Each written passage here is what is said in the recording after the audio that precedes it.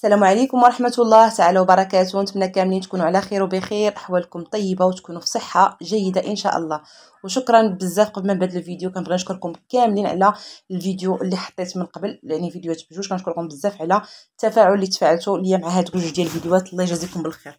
المهم اليوم ان شاء الله غادي نشارك معكم في ضمن سلسله الوجبات ديال الكوتي او لا الكوتي المدرسي. ان شاء الله اليوم غادي نشارك معكم واحد الكوكيز اللي رائع جدا ناجح، وماشي كوكيز البنات، راه كوكيز نيته البنات. شوفوا قداش ما شاء الله ناجح ورائع جدا، اللي غادي ينفعكم ان شاء الله مع وليداتكم في الكوتي ديال الفطور الصباح، او لا ممكن يديوه مع هكا فلانش بوكس. علاش لا؟ صراحه كيجي رائع جدا، اقتصادي، ما فيش مكونات اللي هي كثيره وبدون تعقيدات ايضا، و كما قلت لكم مقادير بسيطه بزاف، وكيجي رائع، وكيجي حبه ديالو كتجي ما شاء الله كبيره ومشبعه. ممكن انكم ديروا بحجم صغير الا بغيتوه، هكا دخلوا فيه مكسرات، دخلوا فيه اللي بغيتو. المهم البنات كنتمنى يا ربي هذا الفيديو ينال الاعجاب ديالكم كيف ما نالوا الاعجاب ديالكم في فيديوهات قبل. وكنشكركم بزاف، وما تنساوليش اللايكات. الله يجازيكم بالخير. قبل ما تبداو الفيديو لايك وكومونتير، الله يرحم لكم الوالدين. غادي ندخلوا في تفاصيل الوصفه. غادي نحتاجوا اول حاجه، غادي ناخذوا عرفتوا كيف غنقول لكم بصله غادي ناخذوا هذا الزبده. عرفتش مالي مع البصله اليوم. غادي نحتاجوا الزبده اللي غنحتاجوا لها 250 غرام ديال الزبده. بالنسبه للزبده انا خديت ديال البواطه، ممكن ديروا ديال الاكل، ما ديروش البنات المارغرين. غادي ناخذ ايضا 125 غرام ديال السكر سنيده وقبيصه الملحه.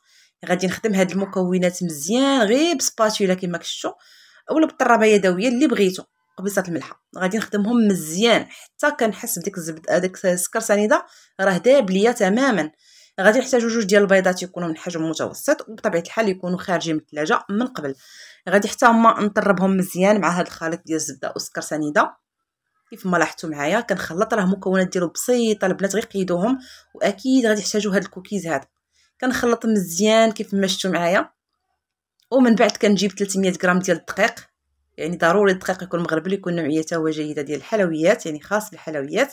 وعندي واحد 4 غرام ديال الخميره الكيماويه، وكمحسن غادي نضيف 4 غرام ديال بيكربونات الصوديوم. ممكن ايضا البنات ديروا عوض بيكربونات الا ما توفرتش عندكم، غادي ديروا ديك المعلقه الصغيره ديال 4 غرام ديال الخميره، غادي ديروا لها واحد المعلقه صغيره ديال الخل، كتخليوها حتى كتفاعل وكتضيفوها للخليط. هذا بديل محسن اولا بديل البيكربونات.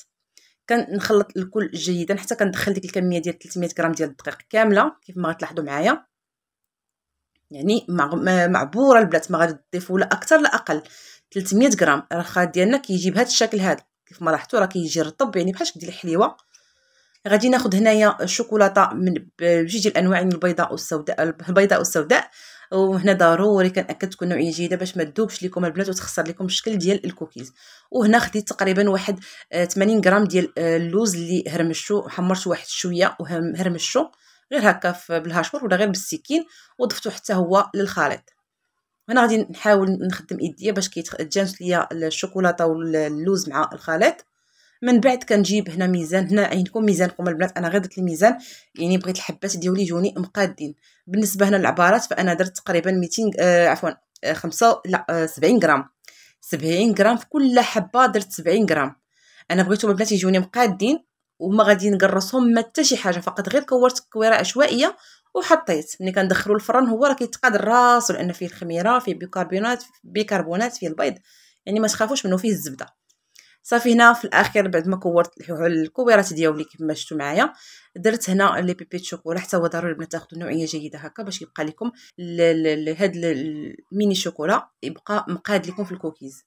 صافي هنا بعد ما ساليت فانا درت هاد لاطا فيها كما شفتوا واحد الكميه اللي هي كبيره، ودرت واحد لاطا صغيره درتهم غير هكا غير صغيورين. نتوما لكم الاختيار، ديرهم كاملين كبار، ديرهم كاملين صغار، يخرجوكم كميه كثيره، المهم اللي بغيتو. طريقه الطياب ديالهم حتى هي مهمه. انا البنات سخنت الفران ديالي قبل تقريبا واحد 10 ديال الدقائق، سخنته مزيان على 200 درجه. دخلت اللاطه ديالي العافيه تكون من الفوق ديالي، وهبطت العافيه ديالي على 170 درجه، 150 170 درجه على حسب السخونيه ديال الفرن ديالكم او الحراره ديال الفرن ديالكم. غادي نخليهم يطيبوا ميم با 21 دقيقه كيكونوا واجدين، نخليهم يتحمروا مزيان وتتخرجوهم. هنا البنات كيف ما شفتوا معايا راه باقيين سخانين، خرجتهم من الفرن. صراحه راهم محمرين واحد اللون ذهبي اللي رائع جدا. انا صراحه كيخونني التصوير، ما تنعرفش البنات صراحه، ما الاضاءه مازال ما شديتش ليها البوزيسيون ديالها صراحه، ولكن كنحاول نبين لكم بصوره قدر واضحه بالنسبه لكم. المهم البنات هنا راه باقيين سخان. الشكل ديال الشوكولا كيف ما شفتوا راه ما تيذوبش. دائما خذوا النوعيه اللي كتكون زوينه باش هكا كتحافظ لكم على شكلها وما كتخسرش لكم الشكل ديال الحليوات ديالكم ولا البسكوي ولا اي حاجه فيها الشوكولا. هنا البنات كيف ما لاحظتوا ما شاء الله راه حجم كبير، يعني هذا رداتو مثلا البنيه ديالك ولا وليد ديالك راه ما شاء الله راه يعني واحد الكوكيزه اللي كتوزن، اللي كتحاول انها اللي كتوزن واحد 4 ديال لي كوكيز صغيورين دول الرقاق.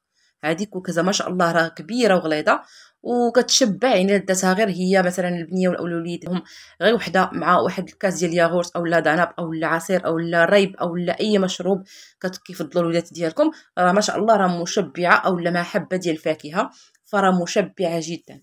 كنتمنى يا ربي تجربوا هذه الوصفه كيف ما عطيتها لكم بمقادير مضبوطه كيف ما عطيتها لكم. بالنسبه للناس اللي كيسولوني على القياس ديال الكاس ديال العنبه، 200 غرام كيوزن بالنسبه للسكر سنيده. و كما لاحظتوا هاد الوصفه بالضبط ما فيهاش الزيت لان فيها الزبده، يعني ما كتحتويش نهائيا على الزيت.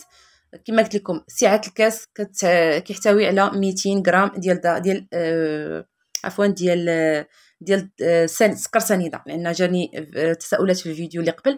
غنحاول ان شاء الله البنات نعطيكم القياسات بالعبار وبسعه الكاس وبكل شيء. فاسمحوا لي البنات ما كنجاوبش على التعاليق، والله العظيم راه تليفوني خاسر، انا كنصور غير بالتليفون الزوج ديالي. ان شاء الله غير نشوف شي تليفون هكا باش نحاول اني نصور لكم شي حاجه ونجاوب على الاسئله ديالكم. وسمحوا لي بزاف، الله يجازيكم بالخير. المهم البنات هاد كوكيز صراحه كيجي روعه. بالنسبه للاضافات ممكن انكم تضيفوا لي اي نوع ديال المكسرات بغيتو، عنب مجفف او الزبيب، قرقاع، اي حاجه، زرارع مثلا، جنجلان، زرعه الكتان، اي حاجه راها زوينه للوليدات ديالكم وحتى لينا حنا، علاش لا، هكا مع كويس القهوه في الصباح ولا في العشيه الناس اللي عزيز عليهم القهوه. فكنتمنى تجربوه وتردوا عليا في التعاليق، والله يرحم لكم الوالدين والله يسهل امركم كاملين دنيا واخره. دعمونا بلايك واشتراك في القناه، الله يجازيكم بالخير. بارطاجيو الفيديو ديالي او ديالكم، راه القناه ديالكم نتوما، مع الاهل والاصدقاء والاقارب والعائله والناس اللي عندهم وليدات وكيحتاجوا مثل هذه الوصفات. ان شاء الله كيف ما وعدتكم غنبقى معكم هذا الاسبوع في وصفات ضمن السلسله ديال الدخول المدرسي. غادي نبقاو هكا في اللانش بوكس شي حاجه خفيفه، وغنبقاو دائما في الاقتصاد البنات، يعني شي حاجه اقتصاديه لاي تقدر تحضرها الابن ديالها او الابنه ديالها. كنتمنى يا ربي نكون وصلنا لنهايه الفيديو، كنتمنى كنت خفيف على قلوبكم، وكنتمنى ما تكونش فيه الهضره بزاف لانني كنحاول فقط نوصل لكم غير الفكره والشرح. وهذا الشيء اللي كيسمحوا لي بزاف. نتلاقاو ان شاء الله في فيديو جديد بحول الله في وصفه جديده، في امان الله.